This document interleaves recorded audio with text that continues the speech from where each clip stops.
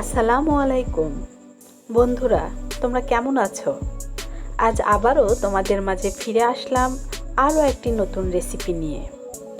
এই রেসিপিটিতে আজ আমি নিয়েছি তরি, পটল, আলু। তরিকে অবশ্য এক এক এলাকায় এক এক নামে পরিচিত। আর নিয়েছি সাথে লাল শাক। এগুলো আজ আমি রান্না করব ট্যাংরা মাছ দিয়ে।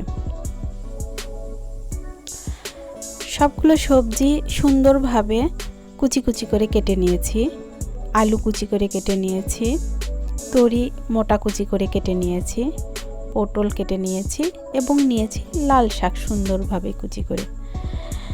একেবারে লাল শাক কুচি করিনি, তবে মাঝখানে একটা করে ফালি দিয়েছি। সবগুলো সবজি কেটে ধুয়ে আমি রেডি করে নিয়েছি। ট্যাংরা মাছ ফ্রিজে ছিল, সেটা আমি বের করে ভিজিয়ে রেখেছিলাম আগে, ধুয়ে রেডি করে নিয়েছি।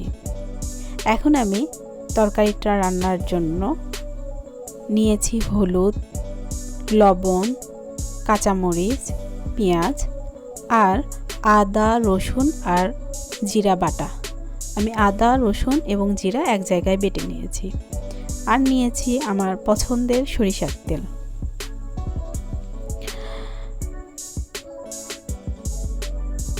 হাঁড়িতে আমি আলু, পটল, তরি এগুলো এক এক করে নিয়ে নিব।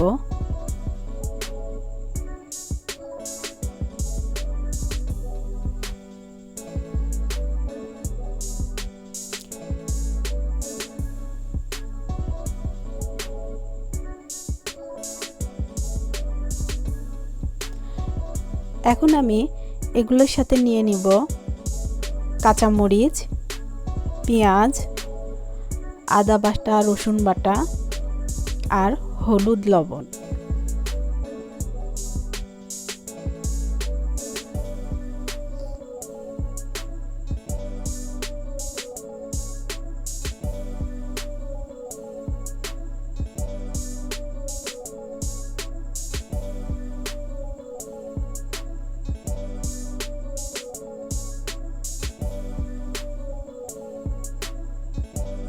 সবগুলো উপকরণ একসঙ্গে নিয়ে আমি সুন্দরভাবে মেখে নিব। এমনভাবে মেখে নিব যে পটল, তরি, আলু সবগুলো হালকা নরম হয়ে আসবে মাখার মধ্যে এবং হালকা রস বের হবে। নিয়ে নিচ্ছি আমি সরিষার তেল। আমি হাত দিয়েই সরিষার তেল সবসময় মেপে মেপে নেই। আমার মনে হয় বেশিরভাগ গৃহিণীরাই এই কাজ করে, মেজারমেন্ট কাপ দিয়ে তাদের মাপতে হয় না।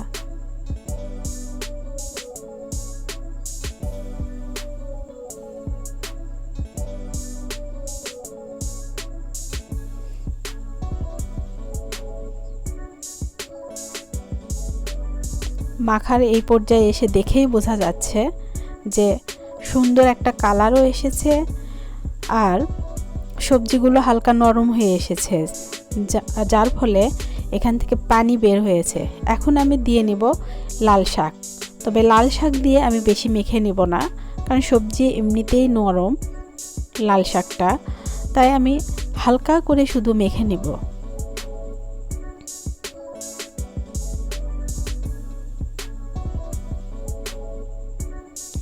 এই পর্যায়ে এসে আমি দিয়ে দিব পানি। পানির পরিমাণ আমি খুবই কম দিব, তবে এখনকার আলুগুলো একটু সেদ্ধ কম হতে চাইবে বলে আমি পানির একটু বেশি দিয়ে দিলাম। তবে এতটুকু না দিলেও হবে, এর চেয়ে কম দিলেও হবে।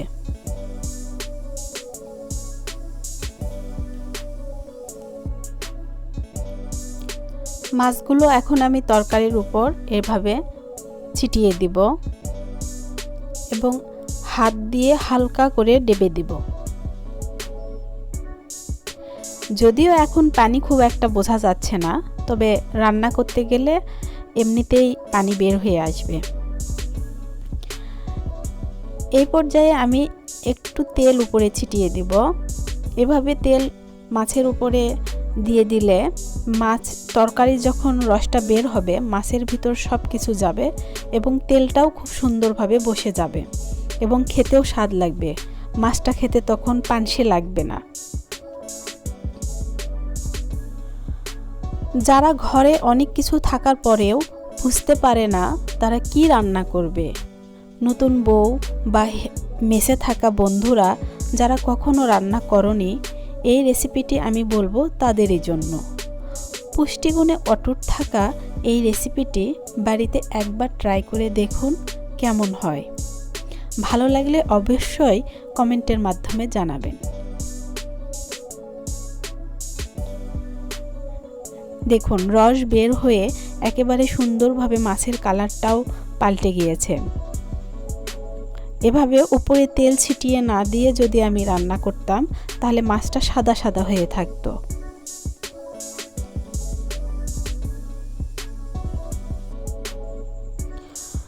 সুস্বাদু এই সবজি তরকারি বাড়িতে মাঝে মাঝেই রান্না করে বাচ্চাদের খাওয়ালে ওদের ভালোই লাগবে, কারণ ওদের মুখের রুচিটাও পাল্টাবে।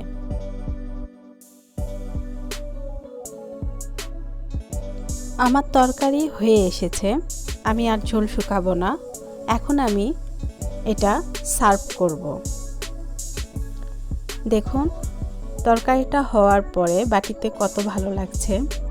আমার এই ভিডিওটি ভালো লাগলে অবশ্যই লাইক দিয়ে আমাকে উৎসাহিত করুন, আর নতুন নতুন ভিডিও পেতে সাবস্ক্রাইব করে পাশেই থাকুন। আল্লাহ হাফেজ।